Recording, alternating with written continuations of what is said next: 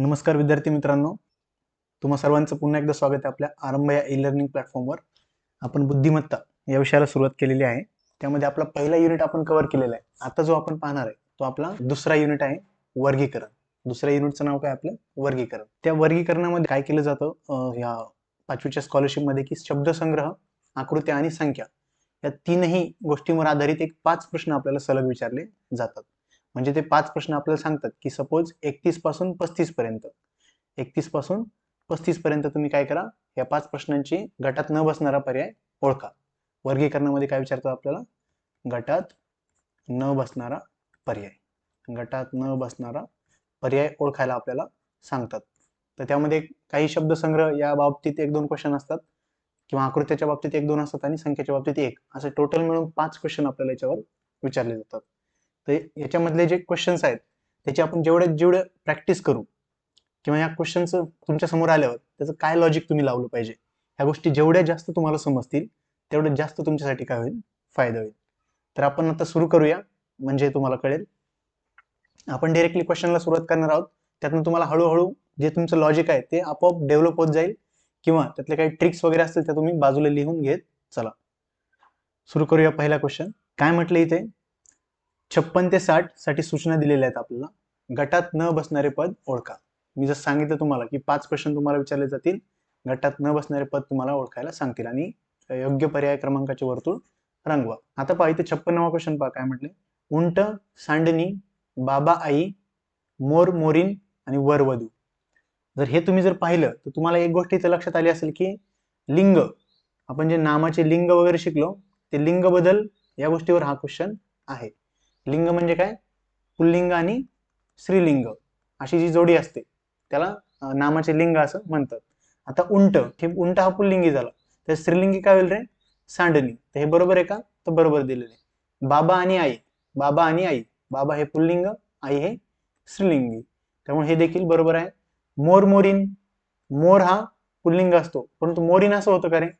मोरीन असा शब्द नसतो, तर लांडोर म्हणतात. मोराचं जे स्त्रीलिंगी शब्द आहे तो लांडोर, त्यामुळे हे चुकलेलं आहे. वर व वधू, वर वधू, वर म्हणजे काय रे? नवरा. वर म्हणजे नवरा आणि वधू म्हणजे काय?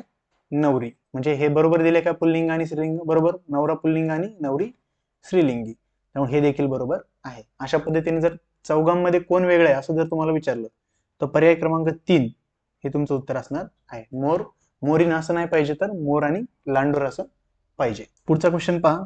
आता ही आकृती तुम्हाला दिलेली आहे. या आकृतींना तुम्हाला 4ही आकृती नीट पाहायच्या आहेत आणि त्याच्यावरून तुम्हाला ओळखायचं की कुठली आकृती गटात बसत नाही. तर सर्वात अगोदर हे जे बाहेरचं आवरण आहे आपण ते पाहूया. ते सर्वीकडे सारखं आहे का पहा. तुम्हाला दिसत जातं सर्व आकृत्यांमध्ये ते सारखंच आहे. मग वेगळं काय? आता हे पहा, हा जो गोल आहे, हा गोल जो आहे याला काय करायचं? आता हा काय झाला रे? पुढच्या आकृतीमध्ये हा वर गेला, त्याच्या पुढच्या आकृतीमध्ये खाली गेला, म्हणजे हा काय फिरतोय? असा फिरतोय, असा असा. पुढच्या आकृतीत तो काय जाईल? वर गेलेला आहे का? गेलेला, तो वरती आहे बरोबर. आणि हा जो गोल आहे किंवा हा लंबगोल जो आहे, हा लंबगोल या दोन गोलांच्या मध्ये आहे. सर्व आकृत्यांमध्ये ते आहे का ते चेक करा एकदा. असं एक एक एक एक लॉजिक लावायचं आणि चेक करायचं काय गटात बसत नाही. हा लंबगोल इथे दोघांच्या मध्ये आहे, इथे देखील हा लंबगोल दोघांच्या मध्ये आहे आणि इथे देखील हा लंबगोल दोघांच्या मध्ये आहे. मग आता याच्यात फरक काय? आता चांदणी, ही जी चांदणी दिली ती आपण चेक करूया.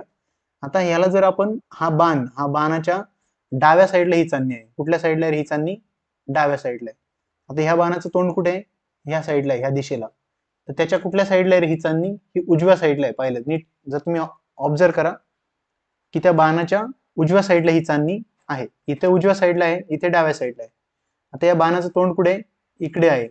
त्या बाणाच्या डाव्या साईडला ही चांदणी आहे आणि ह्या देखील बाणाच्या बघा याचं तोंड इकडे आहे, म्हणजे याच्या देखील डाव्या साईडला चांदणी.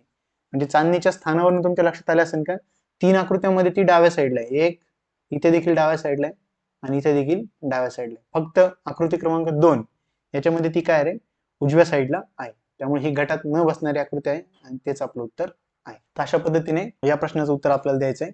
व्यवस्थित सर्व चांदणीचं स्थान, त्याच्यानंतर ते गोल, लंबगोल किंवा चौकोन यांचं स्थान व्यवस्थित पाहायचं आणि आपल्याला गटात न बसणारा पर्याय शोधायचा आहे. आता याच्यामध्ये थोडं ऑब्झर्व करा रे. आता काय म्हटलंय इथं, जर आपण मोजलं की असे जर रंगीत वगैरे आकृती आल्या तर त्याचा नेहमी अपूर्णांक काढायचा. 1 2 3 4 5 6 7 8 टोटल किती चौरस आहे त्याच्यामध्ये 8. 8 पैकी किती रंगवले रे? जर तुम्ही पाहिलं तर 8 पैकी 1 2 3 आणि 4 रंगवलेले आहेत. 4/8. त्यानंतर दुसरा पहा याच्यामध्ये जर तुम्ही त्रिकोण मोजले 1 2 3 4 5 6 7 8 टोटल किती आहेत? 8. 8 पैकी किती रंगवले? 1 2 आणि 3. किती रंगवले रे? 3 रंगवलेले आहेत. आता याच्यामध्ये पहा 1 2 3 4 5 6 7 8. 8 पैकी किती रंगवलेत? 8 पैकी 1 2 3 4 रंगवलेले आहेत. आता इथे जर पाहिलं तुम्ही तर हे मोजूया आपण. इथनं मोजूया, सुरुवात करू. 1 2 3 4 5 6 7 आणि 8. किती आहेत? 8. आणि किती रंगवलेले पाहिजेत? 1 2 3 4 आणि 5 रंगवलेले आहेत.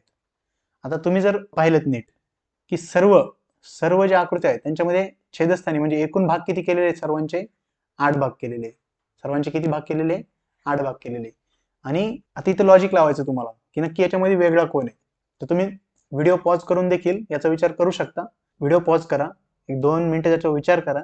नाही आलं तर मी आता तुम्हाला सांगत आहेतच, त्यामुळे त्याचं टेन्शन तुम्ही घेऊ नका. आता जर इथं तुम्ही पाहिलं, आता लक्ष द्या, याला बाजू किती आहेत रे? 4 बाजू आहेत. याला 4 बाजू आहेत म्हणून काय केले? 4 चौकोन त्यातले रंगवलेले आहेत. ह्या त्रिकोणाला बाजू किती आहेत?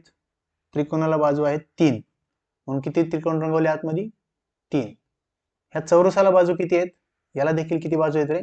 4 बाजू आहेत. जर आपण मोजल्या याचे 4 बाजू आहेत म्हणून 4 रंगवलेत. परंतु इथं याला बाजू किती आहेत रे? 1 2 3 4 5 6 7 आणि 8. टोटल बाजू किती आहेत? 8. मग 8 पैकी 8 रंगवलेले पाहिजे होते, परंतु 8 रंगवलेले दिले नाही. त्यामुळे आपला या लॉजिकनुसार तुम्हाला काही ना काहीतरी लॉजिक लावून याचं उत्तर काढायचं आहे. आणि ते लॉजिक तुमच्या समोर तुम्ही भरपूर सारी प्रॅक्टिस केली की तुम्ही असं लॉजिक यूज करायला शिकाल. त्यामुळे 8 रंगवणं अपेक्षित होतं, कारण याला 8 बाजू आहेत, परंतु इथं 5च रंगवले. त्यामुळं पर्याय क्रमांक 4 हे मात्र काय याचं उत्तर आहे, कारण हा वेगळा आहे. बाकी ठीक आहे. पहा, इथं 4 बाजू आहेत म्हणून 4 रंगवले, इथं 3 बाजू आहेत म्हणून 3 रंगवले, इथं 4 बाजू आहेत म्हणून 4 रंगवले. इथं मात्र 8 बाजू आहेत म्हणून 8 रंगवणं अपेक्षित होतं, परंतु त्यांनी 5च रंगवले. त्यामुळं हे उत्तर चुकीचं किंवा ही आकृती चुकीची आहे आणि ही गटात न बसणारे आहे, म्हणून ते आपलं उत्तर आहे. आता हे 3 प्रश्न झाले आपले, ह्या म्हणजे एका वर्षाचे. एका वर्षात 5 क्वेश्चन असे तुम्हाला विचारले जातात. पुढचा प्रश्न पहा. आता इथं काय म्हटलेलं आहे रे? 56 68 ही संख्या दिली, 39 32 ही संख्या दिलेली, 69 78 ही संख्या दिलेली आणि 65 92 अशी संख्या दिलेली आहे. जेव्हा संख्या ह्या खूप मोठ्या असतात, अशा वेळीस त्याचं लॉजिक तिथल्या तिथं पाहायचं असतं. म्हणजे तिथल्या 2 संख्यांचं कॉम्बिनेशन वगैरे करून पाहायचं असतं, जेणेकरून तुम्हाला ते समजेल. आता परीक्षा परिषदेने काय केलेलं आहे? याची 2 उत्तर दिलेली आहेत, याची 2 उत्तर दिलेत आणि ते कसे मी तुम्हाला सांगतो. आता तुम्ही जर 56 68 असं थोडं वेगळं केलं तर 56 आणि 68 पैकी पहिली संख्या काय रे? छोटी आहे. पहिली संख्या छोटी आहे. 39 32 पैकी दुसरी संख्या छोटी आहे. 69 78 पैकी पहिली संख्या छोटी आहे आणि 65 92 पैकी पहिली संख्या छोटी आहे. हे जर लॉजिक लावलं तर त्यामुळे पर्याय क्रमांक 2 हे तुमचं उत्तर येत आहे. आणि दुसरं लॉजिक काय रे?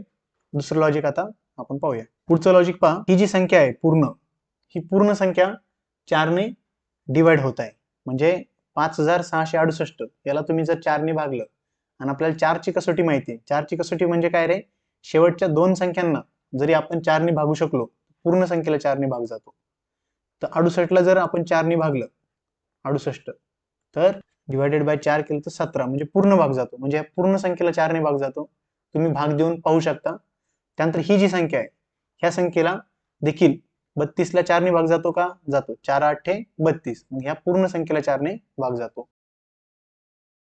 परंतु 78 जे आहे किंवा 69 78 ही जी संख्या आहे, हिला मात्र 4 ने भाग जात नाही. आणि ही पण संख्या जर तुम्ही पाहिली 65 92, यातल्या 92 ला देखील 4 ने भाग जातो, म्हणून ही सुद्धा संख्या 4 ने भाग जाते. त्यामुळे ह्या बाकी 3 संख्यांना 4 ने भाग जातो आणि या तिसऱ्या संख्येला फक्त 4 ने भाग जात नाही, म्हणून कदाचित त्यांनी हे उत्तर दिलेलं असावं. त्यामुळे याचे 2ही उत्तर, या दोन्हीपैकी तुम्ही काही लिहिलं तरी तुमचं बरोबर येणार आहे. जरी 2 उत्तर आले तर टेन्शन घ्यायचं कारण नाही, उलट तुमच्यासाठी ते सोपंच होत आहे. कारण तुम्ही 2 जरी पर्याय लिहिला किंवा 3 जरी पर्याय लिहिला, तुमचं जे लॉजिक व्यवस्थित लागलेलं आहे ते लॉजिक व्यवस्थित लावा आणि आपलं उत्तर द्या. प्रश्न तुमचा जरी त्याचं उत्तर 2 आणि 3 आयोगाने दिलं तर तुम्ही 2 लिहा किंवा 3 लिहा, तुमचं उत्तर ते बरोबरच देणार आहेत. त्यामुळं त्याचं टेन्शन घ्यायचं नाही. आपलं जे व्यवस्थित आपण जे शिकलोय किंवा आता आपण जे पुढे पुढे शिकणार आहे ते व्यवस्थित लॉजिक लावत चला आणि आपलं उत्तर देत चला. पुढचा प्रश्न पाहूया. इथे काय म्हटलं आता 644, 944, 477 आणि 955 असं जर विचार केला तर इथं तुम्ही काय लॉजिक लावाल? तर अशा वेळेस आता इथं जे लॉजिक लावले तुम्ही व्हिडिओ पॉज करा आणि तुम्ही लॉजिक लावण्याचा प्रयत्न करा. झालं? आता मी तुम्हाला सांगतो. आता इथं काय लॉजिक लावले त्यांनी की 6 गुणिले 4, 4 गुणिले 4 म्हणजे 6 गुणिले 4 गुणिले 4 म्हणजे या अंकांचा गुणाकार केलेला आहे. हे किती येतं रे? 6 चोक 24 आणि 24 गुणिले 4 बरोबर त्याचं उत्तर येतं 96. तसंच बाकी अंकांचं पण तुम्ही केलं 9 गुणिले 4 गुणिले 4, 9 गुणिले 4 गुणिले 4 तर याचं उत्तर येतं 144. त्यानंतर 4 गुणिले 7 गुणिले 7 हे सर्व तुम्हाला करावं लागणार आहे परीक्षेमध्ये. त्यामुळे तुम्ही जेवढी जास्तीत जास्त प्रॅक्टिस कराल तेवढं तुमच्यासाठी हे चांगलं आहे. आणि मी तुम्हाला सांगितले की वर्गसंख्या, मूळ संख्या आणि घनसंख्या या तुम्हाला पाठच करायच्यात. कारण त्या जर पाठ असतील तर इथं तुम्हाला आता जाणवेलच पुढं पुढं की त्यांचा किती फायदा होतो आपल्याला. तर 4 गुणिले 7 गुणिले 7 जर असं आपण केलं तर त्याचं उत्तर येतं 196. त्यानंतर 9 गुणिले 5 गुणिले 5 तर याचं उत्तर येतं रे 225. तर अशा पद्धतीने जसे यांचा गुणाकार केला तर तुम्ही जर पाहिलं तर 196 कशाचा वर्ग आहे रे? हा 14चा वर्ग आहे. 196 14चा वर्ग आहे. त्यानंतर 225 कशाचा वर्ग आहे? तर 225 15चा वर्ग आहे. आणि इथे काय रे? 144. 144 कशाचा वर्ग आहे? तर 144 हा 12चा वर्ग आहे. परंतु फक्त 96 हा कशाचा वर्ग आहे का रे? नाही, ही कशाचीच वर्गसंख्या नाही. पर्याय क्रमांक 1 हे आपलं उत्तर बरोबर आहे. तर अशा पद्धतीने असे जर क्वेश्चन आले, जर संख्या मोठ्या दिसत असतील तर असं काहीतरी अंकांची बेरीज, अंकांचा गुणाकार असं काहीतरी लॉजिक तिथं असतं. तुम्हाला समजलंच आहे. नसेल समजलं तर पुन्हा एकदा व्यवस्थित परत मागे जावा आणि ते व्यवस्थित पाहून घ्या. पुढच्या प्रश्नाक आपण वळूया. आता पुढचा प्रश्न घेऊया. काय पहा, 29 ते 33 प्रश्नासाठी सूचना आहे. गटात न बसणारे 2022चा हा क्वेश्चन पेपर होता, त्यातले हे क्वेश्चन्स आहेत. गटात न बसणारे पद ओळखून त्याचे पर्याय क्रमांकाचे वर्तुळ रंगवा. आता पहिलं पहा, इथं काय दिले? डोळा, नयन, सूर्य, भास्कर, हस्त, पाणी, गरीब, दिन. आता तुमचं वोकॅब्युलरी जर स्ट्रॉंग असेल, वोकॅब्युलरी मराठी वोकॅब्युलरी म्हणजे समानार्थी शब्द, विरुद्धार्थी शब्द, अलंकारिक शब्द हे जर तुमचं स्ट्रॉंग असेल तर तुम्हाला बुद्धिमत्तेमध्ये इथे अशा प्रश्नांना काही अडचणी येणार नाही. आणि ते जर तुमचं स्ट्रॉंग नसेल तर आपल्या ॲपवर वोकॅब्युलरी सेक्शनसाठी सेपरेट आपण PDF वगैरे अवेलेबल करून दिलेले आहेत. त्या व्यवस्थितरित्या जाऊन सर्व शब्द त्यातले पाठ करा. आता मी इथं व्यवस्थित तुम्हाला समजून सांगतो. तर तुम्ही हे पाहिलं स्टार्टिंगला तुम्हाला जाणवेल की हे सर्व समानार्थी शब्दांच्या जोड्या आहेत. हे सर्व काय आहेत रे? समानार्थी शब्दांच्या जोड्या आहेत. का? कारण सूर्य आणि भास्कर हे समानार्थी शब्द आहेत. सूर्याला जवळजवळ 12 नावं आहेत समानार्थी. सूर्य, रवी, दिनकर, भास्कर असे भरपूर नावे, सविता असे भरपूर सूर्याला नावं आहेत. म्हणजे सूर्य आणि भास्कर हे काय रे? समानार्थी शब्दाची जोडी आहे का रे? आहे. डोळा, नयन, डोळा, नयन बरोबर. डोळा म्हणजेच नयन, तर हे देखील समानार्थी शब्दाची जोडी आहे. हस्त म्हणजे पाणी.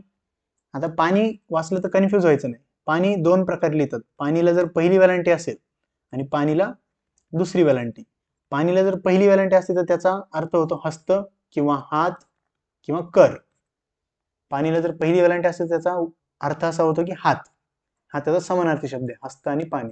त्यामुळे हे देखील बरोबर आहे. आणि पाणीला जर दुसरी वेलांटी असेल तर त्याचा अर्थ होतो जल आणि जीवन. हे मी आपल्या मराठीच्या लेक्चरमध्ये तुम्हाला व्यवस्थितरित्या समजून सांगितलेलं आहे.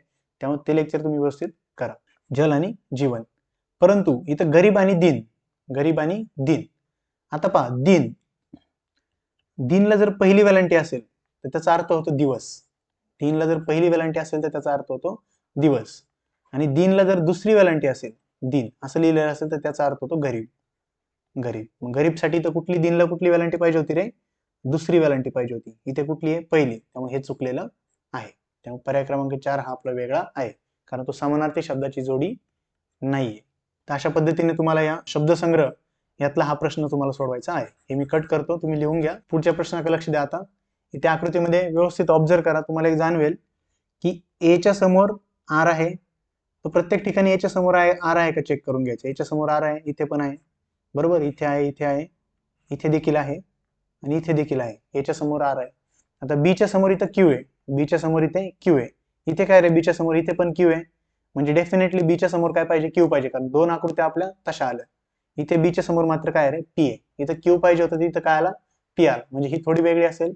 शेवटचं एक चेक करायचं, बीच्या समोर क्यू आहे का, आहे. म्हणजे बीच्या समोर पी असणारी आकृती काय रे, ही गटात न बसणारी आहे, म्हणजे ती चुकीची आहे. त्यामुळे हे आपलं उत्तर पर्याय क्रमांक 3 आहे. तर अशा पद्धतीने व्यवस्थित तुम्हाला कृती व्यवस्थित पाहायची आहे आणि त्याच्यावर आधारित प्रश्नांची उत्तरं द्यायची आहे. पुढे एक आकृती दिली पहा याच्यामध्ये काय दिले पहा. आता ह्या आकृत्या जर तुम्ही पाहिलं, ह्या आकृतीमध्ये कुठं असं टोकदार कड आहे का रे, कड, ज्याला शिरोबिंदू म्हणतो आपण. दोन बाजू जिथे एकत्र येतात त्याला काय म्हणतात रे, शिरोबिंदू. ह्या आकृतीत जसे शिरोबिंदू आहेत तसे ह्या आकृतीत शिरोबिंदू नाहीत. ह्या देखील आकृतीत शिरोबिंदू नाहीत. पहा असं राऊंड आहे इथे, असं दोन बाजू एकत्र आल्यासारखं, त्याला राऊंड आहे. त्यामुळे हे देखील शिरोबिंदू नाही. हे याला पण देखील शिरोबिंदू नाही. म्हणजे टोकदार कडा कशाला आहेत, फक्त ह्या आकृतीमध्ये. त्यामुळे तुम्ही असं सांगू शकता की याला बाजू आहेत, यांना मात्र बाजू नाही. हे गोल किंवा लंब गोल किंवा दंडगोल अशा प्रकारचे हे आहेत. याला म्हणायचं गोल किंवा वर्तुळ, याला म्हणायचं दंडगोल आणि याला म्हणायचं लंबगोल, याला म्हणायचं लंबगोल. आणि बाकी हा काय रे, हा याला बाजू किती आहेत, 1 2 3 4 आणि 5. हा काय तुमचा पंचकोन म्हणजेच पेंटागॉन, काय म्हणतात त्याला, पेंटागॉन. तर अशा पद्धतीने ह्या आकृतीमध्ये तुम्ही हे लॉजिक लावून पर्याय क्रमांक 1 हे तुमचं उत्तर येईल. पुढचा प्रश्न पाहू आता आपण. इथे काय संख्या दिलेली पहा, 4 17 7 आणि 12. आता काय करायला रे, याच्यामध्ये काय लॉजिक लावू शकतो आपल्याला विचार करा. आता इथं जर आपण पाहिलं, इथं आपण काय करूया, असं म्हणू शकतो, हे 1 चा वर्ग अधिक 3 आहे, 1 चा वर्ग अधिक 3 आहे. इथं हे पहा 7 म्हणजे काय रे, 2 चा वर्ग अधिक 3. 12 म्हणजे काय, 3 चा वर्ग अधिक 3. म्हणून 17 इथं काय पाहिजे होतं रे, 4 चा वर्ग अधिक 3 पाहिजे होतं. म्हणजे 4 चा वर्ग किती, 16 अधिक 3 19 असं पाहिजे होतं. परंतु इथे किती दिले, 17 दिले. त्यामुळे पर्याय क्रमांक 2 हा वेगळा ठरतो. इथे 1 चा वर्ग 1 अधिक 3 बरोबर 4 येतात. इथं 2 चा वर्ग 4 अधिक 3 7 येतात बरोबर. इथं 3 चा वर्ग 9 अधिक 3 12 येतात.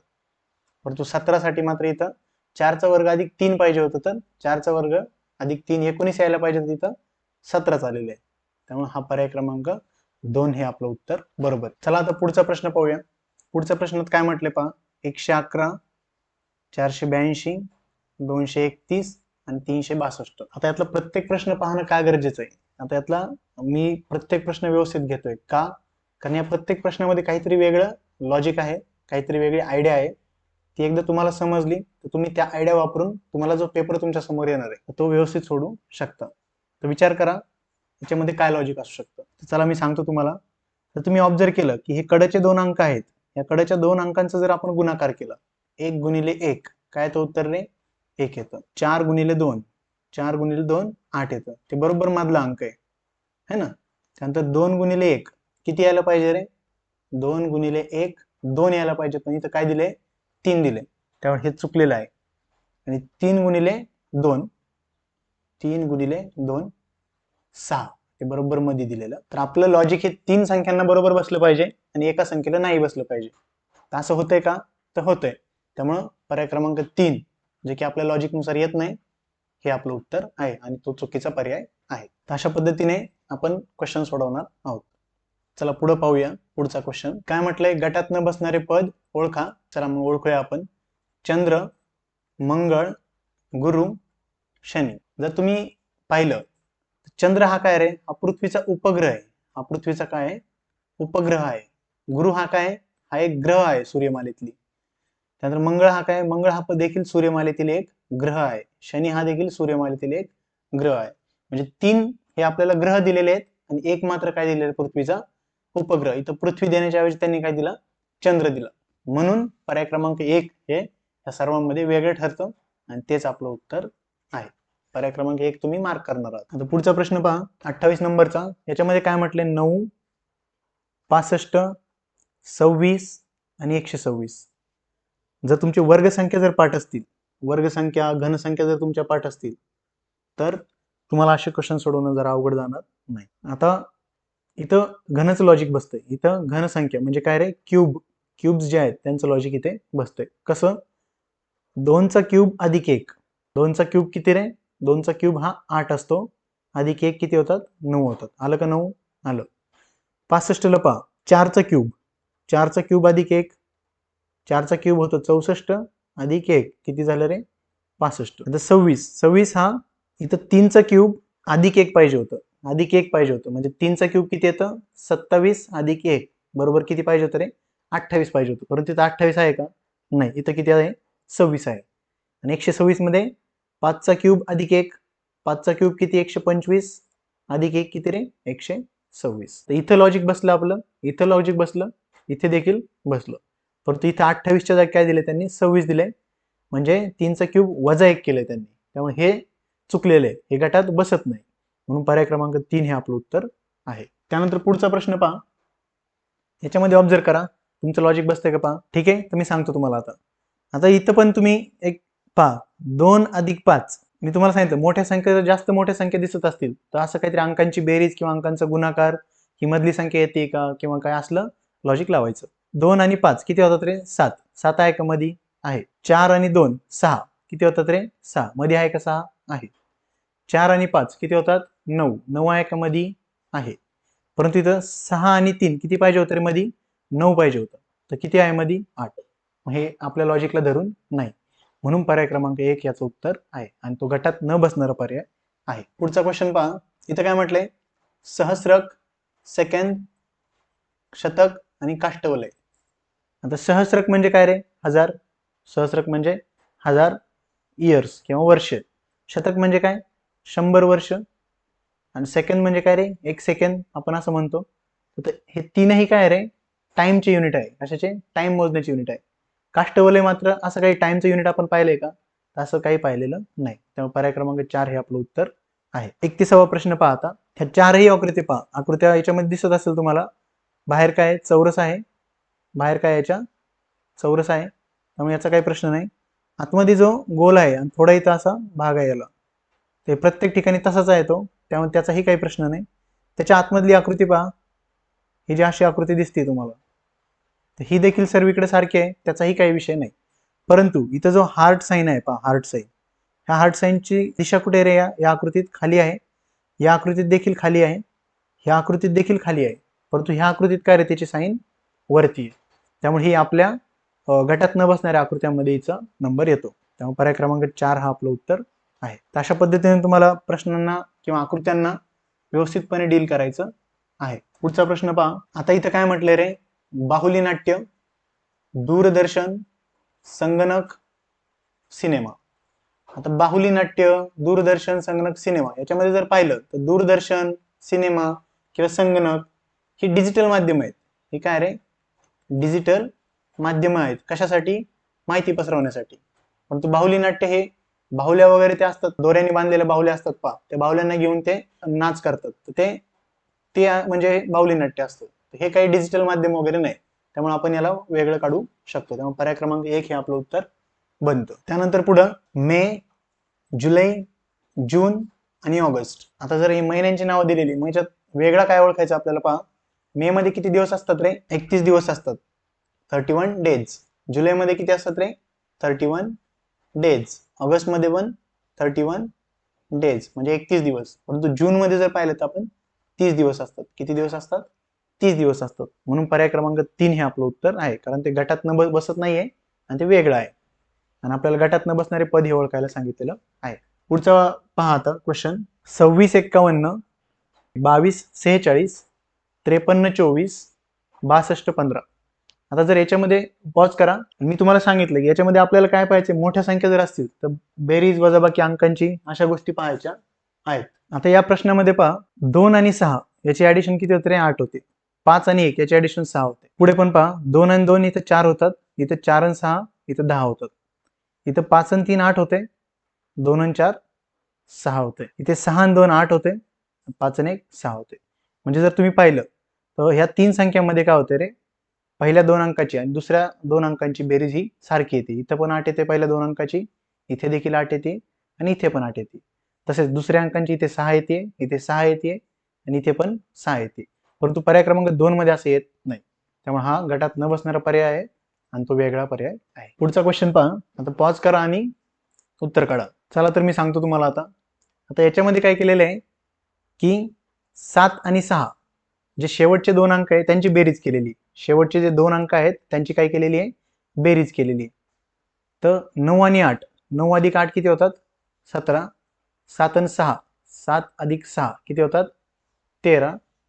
9 अधिक 5 बरोबर 14 आणि 4 अधिक 9 बरोबर 13. आणि याचं काय केलंय, दुप्पट केली. याची काय केली, दुप्पट. 17 दुने 34, 13 दुने 26, 14 गुणिले 2 28, 13 गुणिले 2 26. आणि या दुपटीपेक्षा आता पहा इथं काय केले, हा 34 पेक्षा मधली संख्या 1 ने कमी आहे. इथं 26 पेक्षा मधली संख्या 1 ने जास्त आहे. इथं 28 पेक्षा मधली संख्या 1 ने जास्त आहे. आणि इथं देखील 26 पेक्षा मधली संख्या 1 ने जास्त आहे. म्हणजे मधली संख्या ही 1 ने जास्त आहे. कुठं, इथे, इथे आणि तिसऱ्या पर्यायामध्ये. परंतु पहिल्या पर्यायामध्ये काय रे, 1 ने ती कमी आहे. आपल्याला ती जास्त पाहिजे होती. इथं 33 च्या ऐवजी काय पाहिजे होतं, 35 पाहिजे होतं. म्हणून पर्याय क्रमांक 1 हा गटात बसत नाही आणि तेच आपलं उत्तर आहे. खालची जर आकृती तुम्ही ऑब्झर्व केली तर या आकृतीमध्ये पहा, याच्या कानांकडे लक्ष द्या. कानाला जी त्यांनी इयरिंग्स घातलेले, ते इयरिंग्स मध्ये फरक आहे पहा इथं थोडा. इथं तिसऱ्या आकृतीमध्ये इयरिंग्स पहा, इथं असं फक्त सिंपल असं अडकवलेलं आहे. तर इयरिंग्स व्यवस्थित नाही, त्यामुळं गटात न बसणारी आकृती कुठली, तर पर्याय क्रमांक 3 ही आकृती गटात बसत नाही. अशा रीतीने ह्या प्रश्नांना तुम्हाला उत्तरं द्यायची आहेत. आता एक थोडेफार प्रश्न राहिले तेवढे पाहून घेऊया, म्हणजे आपण थांबू मग इथे. आता इथं पहा, प्रश्न काय दिलेला आहे आपल्याला, गटात न बसणारे पद ओळखायचे. जठर, ग्रासिका, लहान आतडे आणि फुफ्फुसे. जठर हे सर्व पचन क्रियेशी रिलेटेड गोष्टी आहेत असं तुमच्या लक्षात येईल. फक्त फुफ्फुसे जे आहेत, फुफ्फुसे काय रे, हे श्वसन क्रियेशी रिलेटेड आहे. श्वसन क्रिया. श्वसन म्हणजे काय, ब्रीदिंग. श्वसन म्हणजे ब्रीदिंग किंवा रेस्पिरेशन आणि पचन क्रिया म्हणजे डायजेशन. इंग्लिश मध्ये काय म्हणतो त्याला आपण, डायजेशन. तर जठर, लहान आतडे आणि ग्रासिका. ग्रासिका म्हणजे आपली अन्ननलिका. त्यानंतर लहान आतडे, स्मॉल इंटेस्टाईन. Small intestine. जठर म्हणजे आपलं पोट. अशा पद्धतीने हे तीनही गोष्टी पचन क्रियेशी किंवा डायजेशन रिलेटेड आहे, परंतु फुफ्फुसे हे श्वसन क्रियेशी रिलेटेड आहे. त्यामुळे पर्याय क्रमांक 4 हा वेगळा ठरतो आणि ते आपलं उत्तर आहे. पुढचा प्रश्न पहा. राजस्थान गंगापूर, महाराष्ट्र पाटणे, मध्य प्रदेश भीमबेटका, गुजरात लांगनज. आता जर तुम्ही पाहिलं तर भीमबेटका, पाटणे, लांगनज हे काय आहेत रे, हे अश्मयुगीन काळातील स्थळे आहेत जिथे अश्मयुगीन अवशेष सापडले. तर महाराष्ट्रात पाटणे हे बरोबर आहे, गुजरातमध्ये लांगनज हे देखील बरोबर आहे, मध्य प्रदेशमधील भीमबेटका हे देखील बरोबर आहे. परंतु राजस्थानमध्ये इथे गंगानगर असं शहर आहे, तिथे त्यांनी गंगापूर दिलेले, किंवा गंगानगर हे गाव आहे तिथे त्यांनी गंगापूर दिले, त्यामुळे हे चुकलेलं आहे. गंगापूर महाराष्ट्रामध्ये आहे, त्यामुळं पर्याय क्रमांक 1 हा वेगळा ठरतो. आता पुढची आकृती पहा. याच्यामध्ये काय केले रे यांनी, 1 2 3 4 4 भाग केलेले. 4 पैकी किती रंगवलेत, 2 रंगवलेत. म्हणजे इथे मी नीट काढतो, 4 भाग केले, 4 पैकी 2 रंगवले. याला जर तुम्ही अजून छोटं केलं तर बे 1 बे, बे 2 4. तर 1/2 हा पूर्णांक काय बनतो, किंवा रंगवलेले भाग किती, 1/2 बनतात. आता इथे पहा, इथे 1 2 3 4 5 6 7 आणि 8 किती भाग केलेत, 8 भाग केलेत. आणि रंगवलेत किती, 4 रंगवलेत 4. याला पण देखील आपण जर अजून बारीक केला या पूर्णांकाला, 4 1 4 4 2 8 1/2, म्हणजे हा पूर्णांक पण काय बनला रे, 1/2. पुढे पहा, इथे किती भाग केलेत, 1 2 3 4 5 6 7 आणि 8 8 भाग केलेले. आणि रंगवलेत किती, फक्त 2 भाग रंगवलेत. किती, 2 भाग रंगवले. याला जर छोटं केलं तर बे 1 बे, बे 4 8 1/4. याला काय अपूर्णांक येतोय, 1/4. पुढच्याला पहा, 1 2 3 4 5 6 6 भाग केले आणि रंगवले किती, 3. याला देखील छोटं करा, 3 1 3 3 2 6 म्हणजे 1/2. तुम्ही जर पाहिलं तर इथे 1/2 आलंय, इथे देखील 1/2 आले आणि इथे देखील 1/2 पूर्णांक आलेला आहे रंगवलेल्या भागाचा. परंतु जो पर्याय क्रमांक 3 आहे तिथे मात्र 1/4 आलेला आहे. त्यामुळे पर्याय क्रमांक 3 हा आपला वेगळा ठरतो आणि तेच आपलं उत्तर आहे. पुढे पहा. आता या आकृतीमध्ये तुम्हाला एक लक्षात आलं असेल. या आकृतीमध्ये काय लक्षात आलं रे, की हा जो गोल आहे, हा कुठे आहे हे जर तुम्ही पाहिलं, ही जी लाईन आहे, ही लाईन असं आपण इकडे जर गेलो, या दिशेने जर प्रवास केला लाईन पासून, तर याच्या उजव्या साईडला आहे. कुठल्या साईडला आहे? उजव्या साईडला. इथनं पण ह्या लाईन पासून इकडे प्रवास केला तर याच्या पण उजव्या साईडला आहे. इकडे तोंड असेल तर.